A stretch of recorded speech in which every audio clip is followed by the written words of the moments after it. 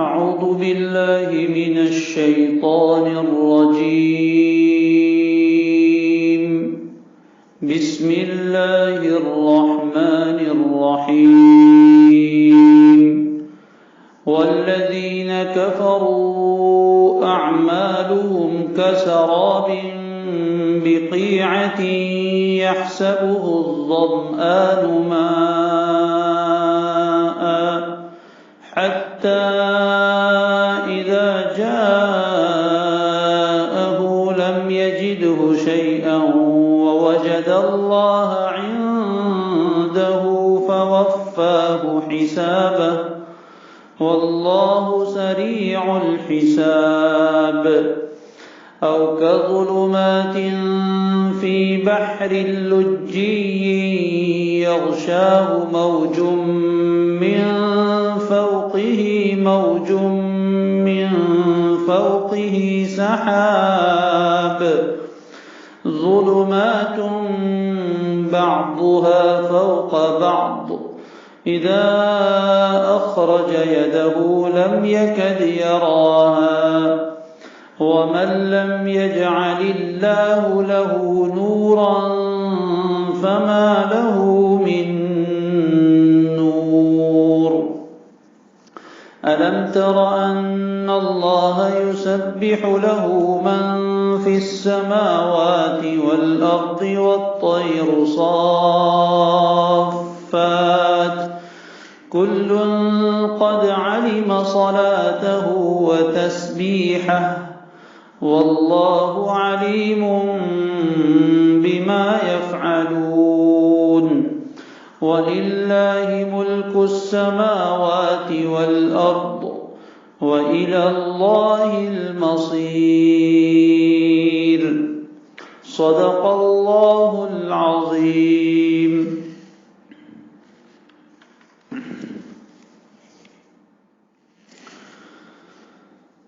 اس سے پہلے کی 4 آیات میں اللہ تبارک و تعالی نے نور ہدایت کو مثال دے کر بہت اچھی طرح واضح فرما دیا کہ آسمانوں میں اور زمین میں جہاں بھی نظر اٹھا کر دیکھو اللہ تبارک و تعالی کا نور ہی نور نظر آتا ہے. ظاہری اور باطنی جتنے اجالے ہیں، جتنی روشنیاں ہیں، وہ سب کی سب اللہ تبارک و تعالی ہی کی طرف سے ہے. اور پھر نور ہدایت جو اللہ تعالی نے انسان کے دل میں رکھا ہے اس کو ایک بہترین مثال کے ذریعے سے سمجھایا. مثال بھی ایسی ہے کہ اس کو سمجھنے کے بعد، اس کو سننے کے بعد ہر سننے اور سمجھنے والا اس کا طلبگار ہو جائے، اس کو حاصل کرنے کے پیچھے پڑ جائے. اور پھر اس کا پتہ بھی بتا دیا کہ وہ کہاں میسر ہوگا، وہ نور ہدایت کہاں ملے گا، وہ بھی بتا دیا اس کا پتہ. اور جن لوگوں کس طرح ملے گا وہ بھی بتا دیا. اور جن لوگوں کو یہ نور ہدایت مل جاتا ہے ان کا حال کیا ہوتا ہے، کتنا بہترین حال ان کا ہو جاتا ہے کہ وہ کسی بھی وقت اپنے پیدا کرنے والے سے غافل نہیں ہوتے، ہر وقت اللہ تعالیٰ کو یاد رکھتے ہیں. اور پھر آخری آیت میں اللہ تعالیٰ نے یہ بھی بیان فرمایا کہ جو لوگ اس نور ہدایت تک پہنچ جاتے ہیں اور اس کو اپنے سینے میں بسا لیتے ہیں اور اس کے مطابق اپنی زندگی بسر کرتے ہیں، ایسے لوگوں کا انجام کیا ہوگا، ان کا نتیجہ کیا ہوگا، وہ بہت بہترین نتیجہ ہوگا. جو بھی کچھ اعمال انہوں نے کیے ہیں اس کا بہترین بدلہ اللہ تعالیٰ کی طرف سے انہیں دیا جائے گا. اور مزید بھی اللہ اپنے فضل سے عطا فرمائیں گے، اس کے یہاں کوئی کمی نہیں ہے، وہ جسے چاہتا ہے بے حساب عطا کر دیا کرتا ہے. اس کے بعد اللہ تعالیٰ نے ایمان والوں کے مقابلے میں جو دوسری قسم کے لوگ ہیں جن کو قرآن کی زبان میں کافر کہتے ہیں، جو اس نور ہدایت سے محروم ہیں اور بھٹک رہے ہیں گمراہیوں میں، ایسے لوگوں کا بھی حال اللہ نے بیان فرمایا۔ قرآن مجید کا طریقہ یہی ہے کہ جہاں کہیں کامیاب لوگوں کا حال بیان کیا جاتا ہے وہاں ناکام لوگوں کا حال بھی بیان کیا جاتا ہے، مومنین کے حالات اور ان کا انجام بیان کیا جاتا ہے تو وہیں کافروں کا برا انجام بھی بیان کیا جاتا ہے۔ دونوں کو ایک دوسرے کے سامنے رکھا جائے تو حق بات بالکل واضح ہو جاتی ہے۔ عربی زبان میں مشہور مقولہ ہے بالاضداد تتبین الاشیاء، ایک چیز کو اس کی ضد کے ساتھ، اس کے اپوزٹ کے ساتھ، اس کے ویرودھی کے ساتھ بیان کیا جائے تو پھر وہ چیز خوب اچھی طرح واضح ہو جاتی ہے۔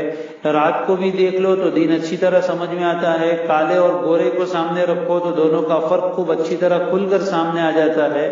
اسی طرح اللہ تعالیٰ نیک انجام بھی بیان کرتے ہیں، برا انجام بھی بیان کرتے ہیں، تاکہ انسانوں کو مکمل طور پر رہنمائی حاصل ہو جائے اور حق اور باطل میں خوب اچھی طرح فرق ہو جائے، دودھ کا دودھ اور پانی کا پانی ہو جائے۔ اس لیے اب اللہ تعالیٰ نے ان لوگوں کے اعمال کی بھی مثال بیان فرمائی جو لوگ اللہ کو مانتے نہیں ہیں، اللہ کی مانتے نہیں ہیں اور وہ کافر بن جاتے ہیں، اللہ کے احسان فراموش ہو جاتے ہیں، اللہ کی نعمتیں کھا کر اس کو نہیں مانتے، اس کی نہیں مانتے۔ ایسے کافر، ایسے ناشکرے، ایسے ناقدرے اور ایسے ہدایت کے نور سے محروم لوگوں کا حال کیا ہے، اس کی اللہ تعالیٰ نے دو مثالیں ان آیات میں بیان فرمائی ہے۔ پہلی آیت میں ایک مثال ہے اور دوسری آیت میں ایک مثال ہے۔ اب دوسری آیت میں آپ دیکھیں گے او کظلمات، او کا جو لفظ عربی زبان میں آتا ہے اس میں کبھی تو تخییر ہوتی ہے، یعنی یہ بھی لے سکتے ہیں یہ بھی لے سکتے ہیں۔ تو کافروں کی دو مثالیں بیان فرمائی۔ بعض مفسرین فرماتے ہیں کہ یہ تمام کافروں کے لیے دونوں مثالیں، یہ مثال بھی انہی کی ہے، یہ مثال بھی انہی کی ہے، ایک ہی طرح کے لوگوں کی، لہذا یہ مثال سمجھیے یا یہ مثال سمجھیے، دونوں ہی مثال سے ان کا حال سمجھا جا سکتا ہے۔ اور دوسرے علماء فرماتے ہیں کہ یہ او عربی زبان میں کبھی کبھی تقسیم کے لیے آتا ہے، تنوع کے لیے آتا ہے، یعنی کافروں کی دو قسمیں ہیں، پہلے قسم کے کافروں کی ایک الگ مثال ہے اور دوسرے قسم کے کافروں کی ایک الگ مثال ہے۔ بہرحال دونوں ہی باتیں علماء نے اور مفسرین نے ذکر فرمائی ہے۔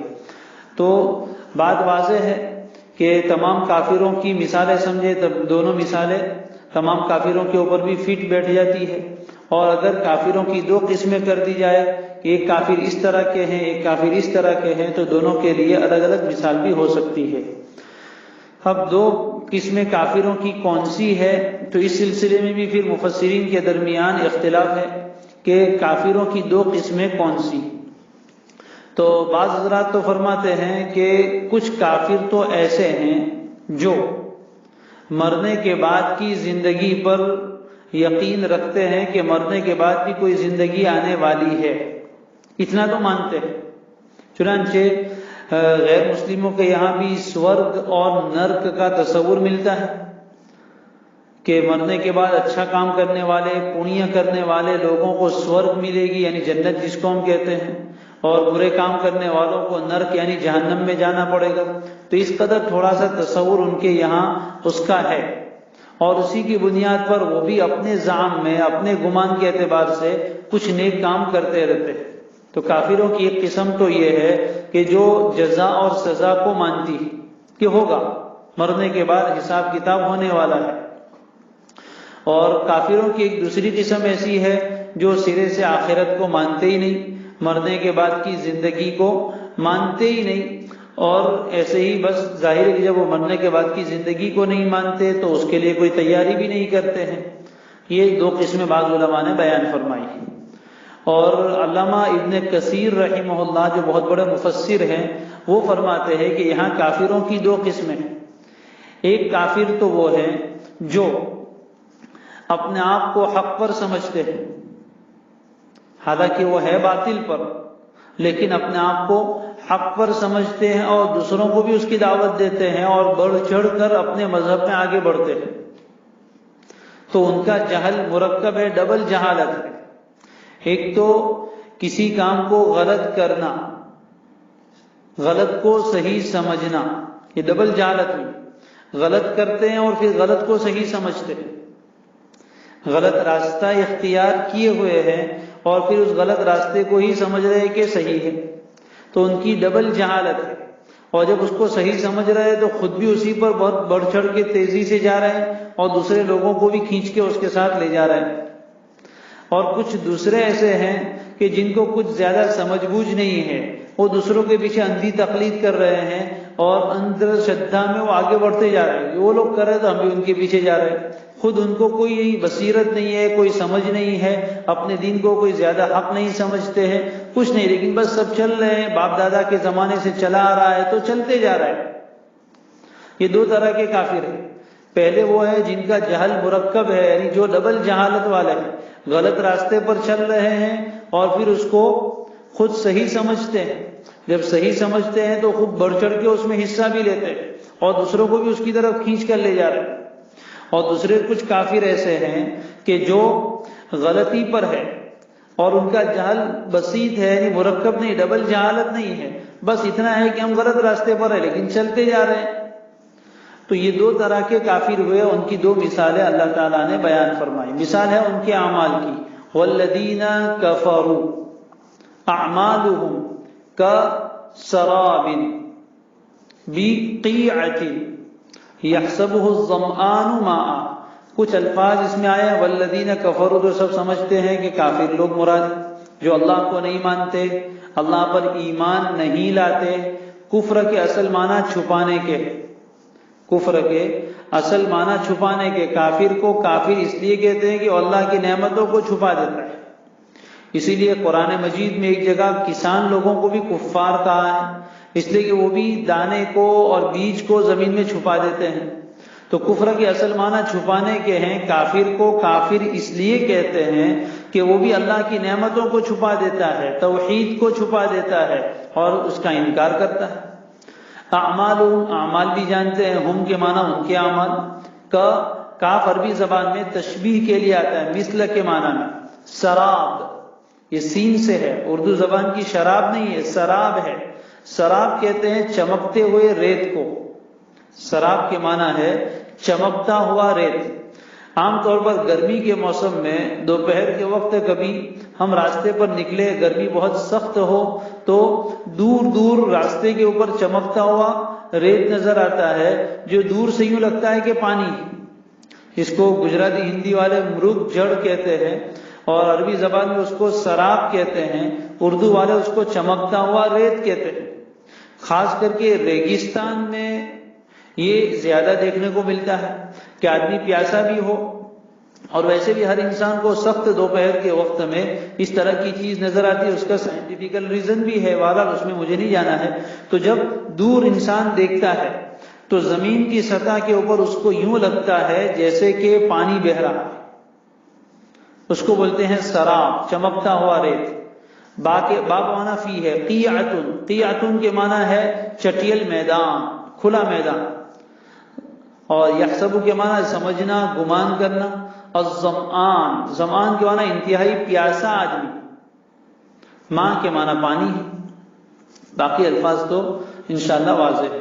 والذین کفروا، اور جن لوگوں نے کفر اختیار کیا ہے اور جو لوگ کافر بن گئے ہیں، اعمالہم کسراب، ان کے اعمال کا حال ایسا ہے جیسے کہ چمکتا ہوا ریت۔ ان کے اعمال کا حال ایسا ہے جیسے کہ چمکتا ہوا ریت۔ وہ چمکتا ہوا ریت کہاں ہے؟ بقیعۃ، جو ایک چٹیل میدان میں ہے، جو ایک چٹیل میدان میں ہے۔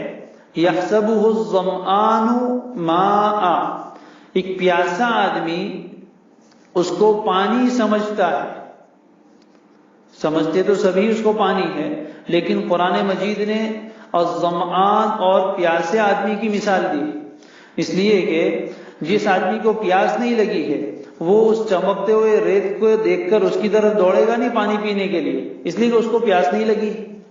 لیکن جو پیاسا آدمی ہوتا ہے اور اس کو پیاس کی شدت پریشان کرتی ہے، جب ایسی حالت میں ریگستان میں وہ انسان سفر کر رہا ہے پیاس کے مارے اس کا گلا خشک ہو رہا ہے، گلے میں کانٹے لگ رہے، ایسی حالت میں جب اس کو وہ دور چمکتا ہوا ریت پانی کی شکل میں نظر آتا ہے اور اس کو یوں لگتا ہے جیسے کوئی دریا ہے، ندی ہے جس میں پانی بہ رہا ہے، تو وہ خوش ہوتا ہے اور خوش ہو کر بہت تیزی سے اس کی طرف دوڑ لگاتا ہے کہ وہاں تک پہنچ کر پانی حاصل کر لو۔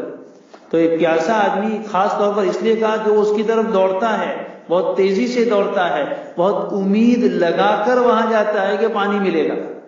حتی اذا جاءہ لم یجدہ شیئا، یہاں تک کہ یعنی وہ دوڑتا ہے تیزی سے، یہاں تک کہ جب وہ اس پانی کے پاس پہنچ جاتا ہے، یعنی اس سراب کے پاس، اس چمکدار ریت جہاں اس کو گمان اور محسوس ہوا تھا وہاں پہنچ جاتا ہے تو لم یجدہ شیئا، وہاں اسے کوئی چیز نہیں ملتی، یعنی کوئی نفع والی چیز نہیں ملتی، پانی کچھ بھی نہیں ملتا، وہاں تو بس ریت ہی ریت ہوتا ہے۔ ہاں ملتا ہے تو کیا ہوتا ہے؟ وَوَجَدَ اللَّهَ عِندَهُ، وہاں اسے ملتا ہے تو اللہ ملتا ہے، وَوَجَدَ اللَّهَ عِندَهُ فَوَفَّاهُ حِسَابًا، تو اللہ اس کا حساب پورا چکا دے گا، وَاللَّهُ سَرِيعُ الْحِسَاب، اور اللہ بہت جلد حساب لینے والا ہے۔ یہ ایک مثال ہے۔ پہلے اپنے مشبہ بھی کو سمجھتے ہیں کہ جس کے ساتھ اللہ نے مثال دی ہے۔ یہ تصور کرو کہ ایک آدمی ہے جو ریگستان میں گرمی کے موسم میں سفر کر رہا ہے اور بہت دور تک چلتا چلا جا رہا ہے، سخت دوپہر کا وقت ہے، اوپر سورج کی چلچلاتی دھوپ ہے اور پیاس نے اس کو بےتاب، بے قرار اور بے چین کر دیا ہے، گلا بالکل خشک ہو چکا ہے، زبان بالکل خشک ہو چکی ہے، گلے میں کانٹے لگ رہے ہیں۔ ایسی حالت میں ایک آدمی سفر کر رہا ہے اور سفر کرتے کرتے جب اس نے دور نظر ڈالی ریگستان میں تو اس کو یوں محسوس ہوا کہ وہاں پانی ہے۔ پیاسے کو کیا چاہیے؟ پانی، بھوکے کو روٹی، پیاسے کو پانی۔ یہ پیاسا ہی تھا اور پانی اس کو محسوس ہوا، اس کو ایک فاصلے پر یوں لگا کہ وہاں دور پانی ہے۔ آج کل ہمارے یہاں یہ پکی سڑکیں ہیں، اس پر بھی بہت سی مرتبہ گرمی کے موسم میں سفر کرتے ہیں تو دور دور نظر آتا ہے، خاص کر کے جب ذرا اونچا نیچا حصہ ہوتا ہے تو وہاں نظر آتا ہے۔ اسی طرح اس آدمی کو بھی نظر آیا، اب ہے پیاسا، پانی کی اس کو ضرورت ہے اور پانی مل گیا تو اس کو ایک بہت امید لگ گئی، بہت امید لگی کہ مجھے پانی مل گیا، اندر سے خوشی ہوئی، نشاط اور چستی پیدا ہوئی، جو بے جان ہو گیا تھا اس میں جان پڑی اور اب دوڑنے لگا۔ دوڑتے دوڑتے وہاں جا رہا ہے کہ یہ پانی مجھے ملے گا اور میری پیاس بجھ جائے گی اور میری زندگی بچ جائے گی۔ لیکن جب وہ دوڑتے دوڑتے اس جگہ پہنچتا ہے جہاں اس کو پانی نظر آیا تھا تو وہاں جانے کے بعد اس کی ساری امیدیں ٹوٹ جاتی کہ پانی کا تو نام و نشان نہیں ہے، اور جب امید لگائی تھی اور پھر امید ٹوٹتی ہے تو اور زیادہ مایوسی ہوتی ہے اور زیادہ شکستگی ہوتی ہے، اور پھر جب پانی نہیں ملا تو نتیجہ یہ ہوا کہ وہاں تو اس کی ہلاکت کا سامان ہو گیا، یعنی وہ تو ہلاک ہو گیا۔ پیاس تو اپنی جگہ تھی، ایک بہت بڑا صدمہ بھی پہنچا اور وہاں اس کو موت آ گئی اور وہ آدمی مر گیا۔ یہی حال ہے کافر لوگوں کے اعمال کا۔ اعمال سے مراد ان کے وہ اعمال ہیں جن کو وہ نیک سمجھ کر کرتے ہیں۔ مثال کے طور پر سخاوت کرتے ہیں، بہت سے کافر اس زمانے میں بھی تھے اور اب بھی دنیا میں ہے جو بہت سے نیک کام کرتے ہیں۔ مثال کے طور پر غریبوں کو کھانا کھلاتے ہیں اور غریبوں کی مدد کر دیتے ہیں، سخاوت کرتے ہیں، چیریٹی کے کام کرتے ہیں اور ہسپتال بناتے ہیں، اور ایسے کام دنیا میں بہت کرتے ہیں۔ آئے دن آپ خبروں میں دیکھتے رہتے ہوں گے کہ فلاں کافر ہے، اس نے اتنے کروڑ روپے دیے کورونا والوں کے لیے، اور فلاں نے اتنے کٹ تقسیم کیا، اور فلاں نے یہ کیا، فلاں نے یہ کیا، کسی نے پانی کی سبیل بنا دی اور کسی نے لنگر کھانا کھول دیا جس میں لوگ کھاتے رہتے ہیں، اور اس طریقے کے بہت سے نیک کام خیرات وغیرہ کے وہ کرتے رہتے ہیں۔ تو اعمال تو بظاہر بہت اچھے ہیں لیکن اس کی بنیاد کچھ نہیں ہے، اس کا بیس کچھ نہیں ہے۔ لہذا ان اعمال کی قبولیت کی جو بنیادی شرط ہے وہ ہے ایمان۔ چونکہ ان کے پاس ایمان نہیں ہے اس لیے یہ اعمال کی بھی کوئی حقیقت نہیں ہے، تو ان کے اعمال کا حال ایسا ہی ہے جیسے کہ وہ چمکتا ہوا ریت، کہ دکھتا تو ہے وہ پانی جو پیاس بجھانے والا ہے، لیکن جب قریب جا کر دیکھیں گے تو وہاں پانی کا کچھ بھی حصہ نہیں ہے۔ اسی طرح ایک اعمال تو مومنین کے ہیں، مومن بھی ایسے کام کرتے ہیں، صدقات خیرات کرتے ہیں، غریبوں کی مدد کرتے ہیں، تو وہ کافر بھی کرتے ہیں، تو عمل دکھنے میں تو دونوں کا ایک جیسا ہے، لیکن مومن کے عمل کی چونکہ بنیاد ہے ایمان، اس لیے وہ تو حقیقت ہے، اور کافر کے عمل کی کوئی بنیاد نہیں ہے، بنیادی شرط موجود نہیں ہے، اس لیے اس کا عمل دکھتا تو پانی کی طرح نفع بخش ہے، لیکن جب وہ قریب جا کر دیکھتا ہے تو اس کی کوئی حقیقت نہیں ہے، جیسے چمکتا ہوا ریت۔ تو کافروں کے وہ اعمال جس کو وہ اپنے گمان میں نیک سمجھتے ہیں اور اس بنیاد پر کرتے ہیں کہ اس سے آخرت میں فائدہ ہوگا، مرنے کے بعد کی زندگی میں یا ان کے عقیدے کے اعتبار سے نئے جنم میں کچھ کام آئے گا، تو ایسے اعمال کی مثال ایسی ہے جیسے کہ وہ چمکتا ہوا ریت، کہ وہ بھی پیاسا ہے، اس کو چاہیے، تو وہ کیا سمجھتا ہے کہ یہ اعمال مجھے فائدہ دیں گے، جیسے وہ پیاسا آدمی ریگستان میں یہ سمجھتا ہے کہ وہاں پانی ہے، وہ مجھے کام آئے گا وہاں پہنچوں گا، تو یہ کافر بھی یوں سمجھتا ہے کہ میں یہ جو خیرات کر رہا ہوں، جو نیک اعمال کر رہا ہوں، یہ آخرت میں مرنے کے بعد کی زندگی میں مجھے کام آئیں گے۔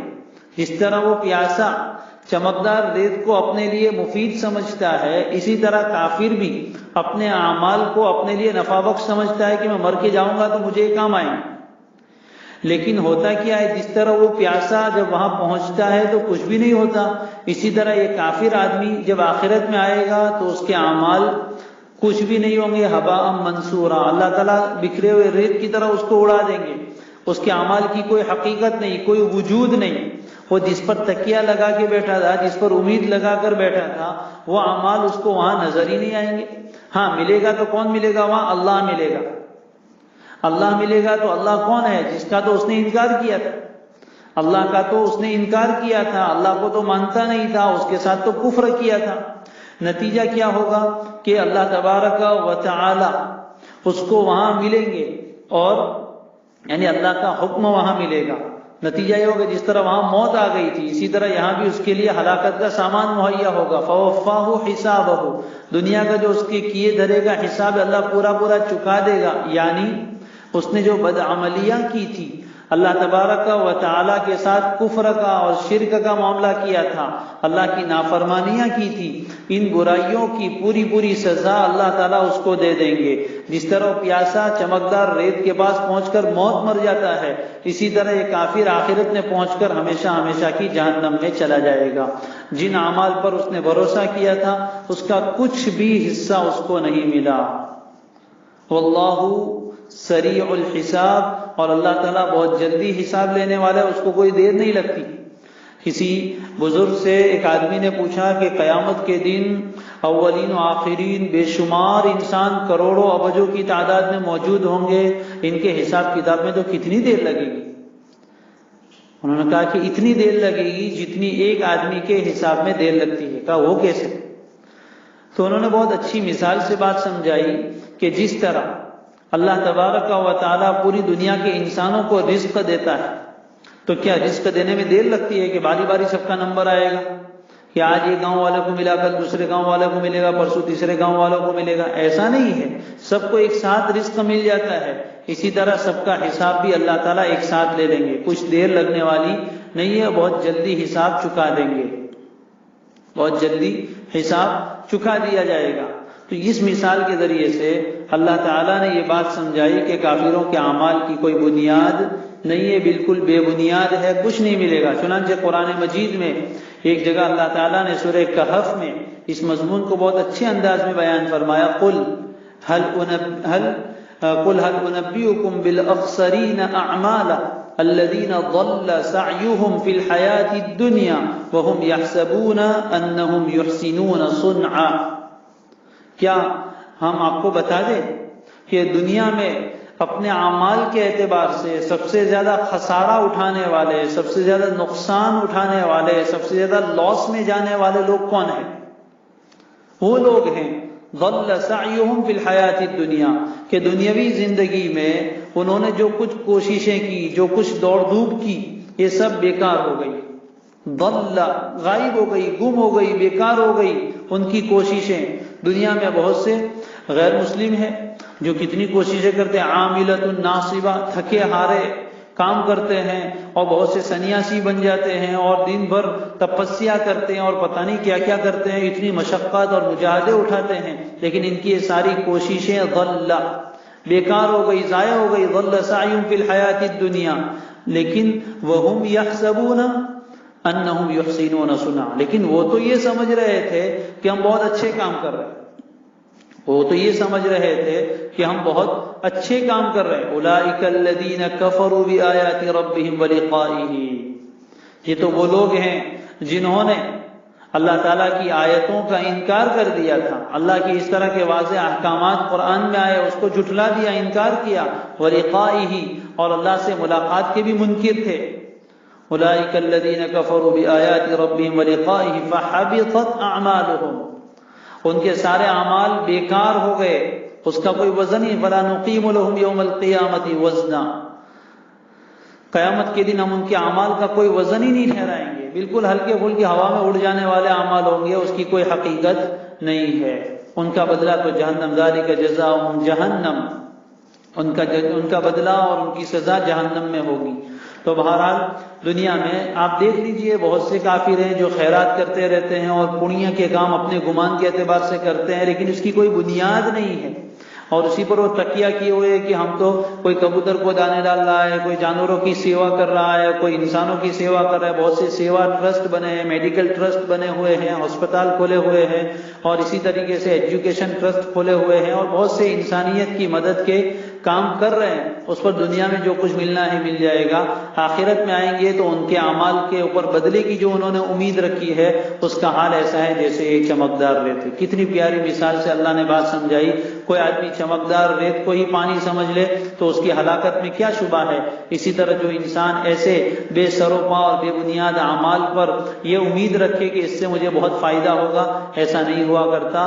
اس کو تو یوں سمجھنا چاہیے جیسے کوئی چکنے پتھر پر اور ماربل کے اوپر دانہ ڈال دے اور وہ یہ سمجھے کہ اس میں سے کھیتی نکلے گی، تو ظاہر ہے کہ کبھی نہیں نکل سکتی. ایک بارش زور سے آئے گی، وہ دانے کو بھی بہا کر لے جائے گی، مٹی کو بھی بہا کر لے جائے گی. ٹھیک یہی حال ان لوگوں کے اعمال کا ہوگا. اگر پیداوار چاہیے تو بیج زمین کے اندر چھپانا پڑتا ہے، مٹی کے اندر ڈالنا پڑتا ہے، تب جا کر وہ پودا تیار ہوتا ہے، فصلیں تیار ہوتی ہیں اور اس سے انسان فائدہ اٹھاتا ہے. اگر کوئی انسان اپنے گھر کے پکے فرش پر تھوڑی سی مٹی ڈال دے اور اس کے اوپر پھر بیج ڈال دے تو اس سے کھیتی اور پیداوار نہیں ہوا کرتی ہے. اسی طرح جو لوگ بھی اعمال کریں انہیں چاہیے کہ اپنے اعمال کا بیس اور اس کی بنیاد مضبوط ہونی چاہیے، صحیح طور پر عمل کیا جائے تو پھر اس کا فائدہ ہوتا ہے. یہ تو پہلی مثال بیان فرمائی. جو لوگ بڑھ چڑھ کے عمل کرتے ہیں اور دوسروں کو بھی دعوت دیتے ہیں اور غلط راستے پر ہے لیکن اپنے آپ کو صحیح سمجھتے، چنانچہ دنیا میں اکثر غیر مسلموں کو دیکھ لیجئے، وہ غلطی پر ہے لیکن اس کے باوجود بھی اپنے آپ کو صحیح سمجھتے ہیں کہ ہمارا دھرم ہی سچا ہے اور ہم جو کر رہے ہیں وہی سچا ہے، اسی پر مطمئن ہے اور بڑھ چڑھ کے حصہ لے رہے، اپنا مال بھی خوب لگاتے ہیں اور جان بھی لگاتے ہیں اور اپنا وقت بھی لگاتے ہیں اور اپنی گویا پوری زندگی کو بلیدان دے دیتے ہیں اور پوری زندگی کو اس کے لیے وقف کر دیتے ہیں.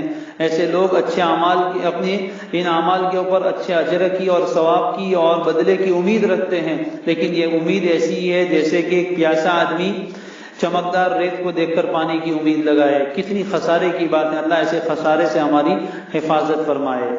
دوسری مثال، او کا ظلمات، یعنی اوپر سے والذین کفروا اعمالهم کظلمات، یا ان کے اعمال کی مثال ایسی ہے جیسے کہ گہرے سمندر میں پائے جانے والے اندھیرے. ظلمات، اندھیرے، اندھیرا نہیں، اندھیرے جمع، بہت سارے اندھیرے جمع ہے. اور وہ کہاں؟ فی بحر لجی، بحر کے معنی سمندر اور لجی کے معنی بہت زیادہ گہرا سمندر، سمندر کے بھی اندرونی حصے میں. یغشاہ موج، یا ان کے اعمال کی مثال ایسی ہے، کس سلسلے میں مثال دی جا رہی ہے کہ ان کے اعمال میں کوئی روشنی نہیں، اندھیرا ہی اندھیرا ہے. پہلے والے لوگوں نے جو اعمال کیے تھے ان کو تو کچھ جھوٹی روشنی بھی نظر آئی تھی، لیکن یہ دوسرے والے لوگ ایسے ہیں جنہیں خود اپنے اعمال پر کوئی بدلے کی امید نہیں ہے، بس ایسے ہی کرتے چلے جا رہے ہیں، باپ دادا کے زمانے سے چلا آ رہا ہے، لوگ کر رہے ہیں تو ہم بھی کر رہے ہیں. یہ حال ہے ان کا، عوام کا. کظلم، کچھ نہیں جانتے لیکن بس کرتے جا رہے لوگوں کے کہنے پر یا لوگوں کی دیکھا دیکھی. ایسے لوگوں کے اعمال کی، ایسے کافروں کے اعمال کی مثال ایسی ہے جیسے کہ اندھیرے ہیں فی بحر اللجی، کسی بہت گہرے سمندر میں. سمندر کے پانی کے اندر جائے تو اندر اندھیرا ہے، پانی کے تہ کے نیچے وہ روشنی اندر جا نہیں سکتی، چاہے دن کا وقت ہو یا رات کا وقت ہو. اگر رات کی ہی مثال لے لی جائے تو اور زیادہ وضاحت ہے. دن میں بھی اگر کوئی انسان پانی کے اندرونی حصے میں نیچے اتر جائے تو وہاں اس کو روشنی نہیں ملتی، اندھیرا ہے. لیکن رات کے وقت ہے تو باہر بھی اندھیرا ہے، اور پھر سمندر کے اندر جائے تو اور زیادہ اندھیرے ہیں، اندھیرے در اندھیرے. ظلمات فی بحر لجی، ایک ایسے سمندر میں جو بہت گہرا ہے. یغشاہ موج، پھر مزید اس پر یہ کہ اس پر ایک پانی کی موج چھا گئی ہے، چھپا لیا ہے اس سمندر کو بھی. اس کی جو اصل جو ظاہری سطح ہے اس کے اوپر ایک بہت بڑی موج آ گئی پانی کی. یغشاہ موج، ایک نہیں، من فوقہ موج، پانی کی پہلی موج کے اوپر پھر ایک دوسری موج آ گئی ہے. تو اصل سمندر کی گہرائی کا ایک اندھیرا تو تھا ہی، پھر اس پر رات بھی تھی، اور اس کے اوپر پھر ایک موج، اور پھر موج کے اوپر دوسری موج. موجن من فوقہ موجن، اور اس کے اوپر مزید من فوقہ سحاب، اور اس دوسری موج کے اوپر کالی گھٹا ہے، انتہائی سخت کالا بادل ہے. ظلمات بعضها فوق بعض، گویا کہ اندھیرے ہیں ایک پر ایک، اوپر تلے، اندھیرے در اندھیرے، اندھیرے در اندھیرے، تہ بر تہ، اندھیرے کی لیئر جمع ہو گئی. کتنا اندھیرا ہے.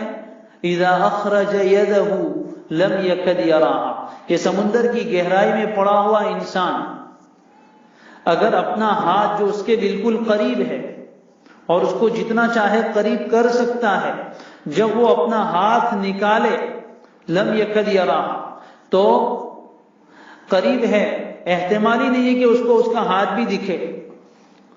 انتہائی قریب کی چیزیں انسان کا ہاتھ، تو ہاتھ کو ہاتھ نہیں جڑتا. جو انتہائی اندھیرا ہوتا ہے اس میں آدمی کا حال کیا ہو جاتا ہے کہ ہاتھ کو ہاتھ نہیں جڑتا، یعنی ہاتھ اتنا قریب ہے اور اس کو آدمی جتنا چاہے اپنے آنکھ سے قریب لا سکتا ہے اور جتنا چاہے اوپر کر سکتا ہے، لیکن وہ ہاتھ بھی اس کو نظر نہیں آتا، تو دوسری چیزیں تو کہاں سے نظر آئے؟ قریب ترین چیز نظر نہیں آتی. یہ دوسری مثال ہے کہ کفر و شرک کے دلدل میں اور کفر و شرک کے سمندر میں گرا ہوا انسان جو اعمال کر رہا ہے وہ انتہائی تاریک ہے، انتہائی اندھیرے ہیں، اور اندھیرے در اندھیرے در اندھیرے. ایک تو کفر و شرک کا اندھیرا ہے، پھر اس کے اوپر گناہوں کا اندھیرا ہے، پھر اس کے اوپر اس کی ہٹ دھرمی اور ضدی پنا کہ حق بات ماننے کے لیے بھی تیار نہیں، حق کی دشمنی اور حق کا بار بار انکار، یہ خود مستقل اندھیرا ہے. تو جہالت کے اندھیرے ہیں، کفر و شرک کے اندھیرے ہیں، کفر و معصیت کے گناہوں کے اندھیرے ہیں، پھر اپنی ضد اور ہٹ دھرمی کے اندھیرے ہیں. ایک پر ایک اندھیروں کی تہ پر تہ جمی ہوئی ہے، جس کا نتیجہ یہ ہے کہ اس کو حق بات دکھائی نہیں دیتی، اس کو حق بات دکھائی نہیں دیتی. تو اسی کو فرمایا کہ ان کافروں کے اعمال کی مثال ایسی ہے جیسے کہ اندھیرے ہوں، اور وہ بھی کہاں؟ فی بحر لجی، بہت گہرے سمندر میں. گویا کہ ایک کافر آدمی جو اندھی تقلید کر رہا ہے، اس کے پاس کوئی علم نہیں ہے، وہ کفر و شرک کے سمندر کے اندر ہے. ہم جانتے ہیں کہ سمندر کے اندر گرا ہوا آدمی خود نہیں نکل سکتا. فی بحر لجی یغشاہ موج، اس سمندر کے اوپر ایک موج چھا گئی ہے. من فوقہ موج، اس کے اوپر ایک دوسری موج چھا گئی. من فوقہ سحاب، اور اس کے اوپر گھٹا توپ اندھیرے بادل ہے کہ ہے ظلمات بعضها فوق بعض، یہ اندھیرے ہیں جو ایک پر ایک چڑھے ہوئے ہیں. کالا ایک کپڑا ہو تب بھی نظر نہیں آتا، اس کے اوپر ایک دوسرا کالا کپڑا، اس کے اوپر ایک تیسرا کالا کپڑا. اگر 3-4 کپڑے کالے رکھ دیے جائے تو پھر انسان کتنی کوشش کرے اس کو اس کے پار والی چیز نظر آتی نہیں ہے. اسی طرح ان کافروں کے بھی ارد گرد اندھیرے ہی اندھیرے ہیں، کفر و معصیت کے، ضد کے، گناہوں کے، جس کے نتیجے میں انہیں حق بات نظر نہیں آتی، جس کے نتیجے میں انہیں حق بات نظر نہیں آتی. جیسے کوئی انسان اپنے چاروں طرف اندھیروں میں گرا ہوا اور روشنی آنے کے سارے دروازے بند کر لے تو بھری دوپہر میں بھی اس کے کمرے میں اندھیرا ہو جاتا ہے. بہت سی مرتبہ انسان دوپہر کو آرام کرتا ہے تو اپنے کمرے کو بند کر دیتا ہے، کھڑکیاں بند ہیں اور اس کے اوپر بھی پھر کرٹن ڈال لیتا ہے، وہ بھی سخت گہرے رنگ کے کرٹن، اور پھر ایئر کنڈیشن چالو کر کے سو جاتا ہے، تو کمرے کے اندر پتہ ہی نہیں چلتا کہ دن ہے کہ رات۔ اسی طرح ایک کافر آدمی کے چاروں طرف یہ سب اندھیرے اتنے گھٹا توپ ہیں کہ اتنا واضح نور اور روشنی ہدایت کی وہ بھی اس کو نظر نہیں آتی، اور حق بات اس کو نظر نہیں آتی۔ اصل بات یہ ہے جو آگے اللہ نے فرمائی، وَمَن لَّمْ يَجْعَلِ اللَّهُ لَهُ نُورًا فَمَا لَهُ مِن نُور، اور اصل بات یہ ہے کہ جس کسی انسان کو اللہ نور عطا نہ کرے، اللہ جس کو روشنی عطا نہ کرے ہدایت کی، فما لہو من نور، اس کے لیے کہیں سے کوئی نور اور روشنی نہیں آ سکتی، اس کو کوئی ہدایت نہیں دے سکتا۔ اور اللہ ان کو کیوں نور نہیں دے رہا ہے؟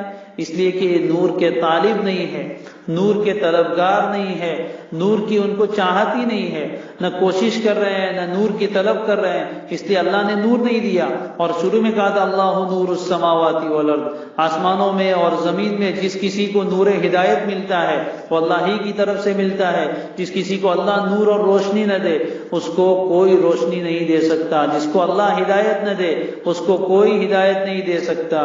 ہدایت یافتہ وہی آدمی ہوگا جس کو اللہ تعالیٰ ہدایت عطا فرمائے، اور جس کو اللہ ہدایت نہ دے اس کو دنیا میں کوئی ہدایت نہیں دے سکتا۔ انک لا تہدی من احببت ولکن اللہ یہدی من یشاء۔ تو یہ کافروں کے اعمال کی دو مثالیں اللہ تبارک و تعالی نے بیان فرمائی، جس سے ان کے سامنے ایک آئینہ دکھایا گیا کہ قرآن مجید چونکہ صرف مسلمانوں کے لیے نہیں ہے، مسلمانوں کے لیے بھی ہے، غیر مسلموں کے لیے بھی ہے، پوری انسانیت کے لیے اللہ تعالیٰ نے اس کتاب کو رہنما بنا کر، گائیڈنس بک بنا کر بھیجا ہے۔ ہر انسان کو قرآن مجید پڑھنا چاہیے، اور انہیں دکھایا گیا کہ ایک طرف نور ہدایت والے لوگ ہیں، دوسری طرف ظلمات اور گمراہی کے اندھیرے والے لوگ ہیں، دونوں کا حال آپ کے سامنے ہے۔ اب فیصلہ آپ کے اختیار میں ہے کہ آپ نور ہدایت لے کر روشنی میں زندگی گزارنا چاہتے ہیں یا ضلالت و گمراہی کے اندھیروں میں بھٹکنا چاہتے ہیں۔ اتنا سب دیکھنے کے بعد تو اللہ کو پہچانو اور صحیح راستے پر آ جاؤ۔ نور ہدایت کہاں ملتا ہے وہ پتہ بھی بتا دیا ہے، کیسے ملتا ہے وہ بھی بتا دیا ہے، تو اب پھر یہ نور ہدایت حاصل کرنے کے لیے آ جاؤ، اللہ کے سامنے ہاتھ اٹھاؤ یا ہادی کا ورد کرو، اللہ سے دعا مانگو، اللہ تو ہی ہدایت دینے والا ہے، تو ہی صحیح راستہ دکھانے والا ہے، مجھے صحیح راستہ دکھا دیجئے۔ یہ اللہ تعالیٰ سے جو طلب کرتے ہیں، جو مانگتے ہیں سچے دل سے، اللہ تعالیٰ ان کے لیے ہدایت کے راستے کھولتے ہیں، ان کے لیے روشنی کی کھڑکیاں کھلتی ہے، اور وہ کہیں سے بھی اللہ تعالیٰ انہیں ہدایت پر لے ہی آتے ہیں۔ یہ بہت واضح باتیں ہیں، اللہ تعالیٰ سمجھنے کی توفیق دے۔ اس دن سمجھیں گے جس دن موت آ جائے گی تو کوئی فائدہ نہیں ہے۔ چمکدار ریت کے قریب پہنچ کر انسان یہ سمجھے کہ یہ تو چمکدار ریت تھا، پانی نہیں تھا، اس وقت سمجھنے کا کوئی فائدہ نہیں۔ پہلے سے سمجھ لے کہ جس کو میں پانی سمجھ رہا ہوں وہ چمکدار ریت ہے۔ دھوکہ جس کو پہلے سے پتہ چل جائے وہ انسان دھوکے میں نہیں رہتا، وہاں جا کر پھر دیکھے گا کہ یہ تو چمکدار ریت نکلا جس پر ہم نے امید لگائی تھی۔ اس وقت وہ خون کے آنسو روئے گا، کوئی فائدہ نہیں ہوگا، کہے گا یا لیتنی کنت ترابا، کاش کہ میں مٹی ہو جاتا۔ لیکن اس وقت کہ یہ لیت اور اس وقت کی تمنائیں اور آرزویں کچھ کام نہیں آئے گی۔ جب تک سانس میں سانس ہے اور زندگی باقی ہے وہاں تک اللہ تعالیٰ نے چانس دیا ہے، موقع دیا ہے۔ اللہ کی طرف سے آنے والی اس ہدایت کو انسان قبول کرے، صحیح نہج پر، صحیح راستے پر قدم اٹھائے، صحیح منزل کی طرف چلے تو انسان صحیح راستے پر چل سکتا ہے۔ ہر سفر میں نکلنے والا منزل کو نہیں پاتا ہے، ہر سفر میں نکلنے والا منزل کو نہیں پاتا ہے۔ منزل پر وہی مسافر پہنچتا ہے جس کے راستے کی سمت صحیح ہو، جس کے راستے کی سمت صحیح ہو۔ آپ کو دہلی جانا ہے تو دہلی کا راستہ اختیار کرنا پڑے گا، آپ کو ممبئی جانا ہے تو ممبئی کا راستہ اختیار کرنا پڑے گا۔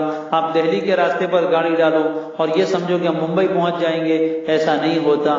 اسی لیے ہر مسافر کو چاہیے کہ راستہ صحیح طے کرے، اپنی منزل کا نشان صحیح معلوم کرے۔ جب دنیا میں ہم سفر کرتے ہیں تو بہت جانچ پڑتال کر لیتے ہیں، لوگوں سے بار بار پوچھتے رہتے ہیں۔ آج کل گوگل میپ پر انسان اپنے راستے تلاش کرتا رہتا ہے، پھر بھی اس پر مکمل اعتماد نہیں کرتا. راستے میں کوئی مل جائے تو اس کو پوچھتا ہے بھائی یہ راستہ وہیں جاتا ہے، سائن بورڈ جو راستے میں آتے ہیں اس کو دیکھتا رہتا ہے، تب جا کر صحیح منزل پر پہنچتا ہے. اسی طرح اس دنیا میں آنے والا ہر انسان ایک سفر کر رہا ہے. کوئی آدمی سفر کے نتیجے میں صحیح منزل پر پہنچے گا اور کسی نے غلط راستہ چن لیا تو وہ غلط منزل پر پہنچے گا. دونوں راستے اللہ نے دکھا دیے ہیں. وَهَدَيْنَاهُ النَّجْدَيْنِ، ہدایت کا راستہ بھی دکھا دیا ہے، گمراہی کا راستہ بھی دکھا دیا ہے. یہ راستے پر چلو گے تو اس کے سرے پر جنت ہے، اس راستے پر چلو گے تو اس کے سرے پر جہنم کی آگ تمہارا انتظار کر رہی ہے.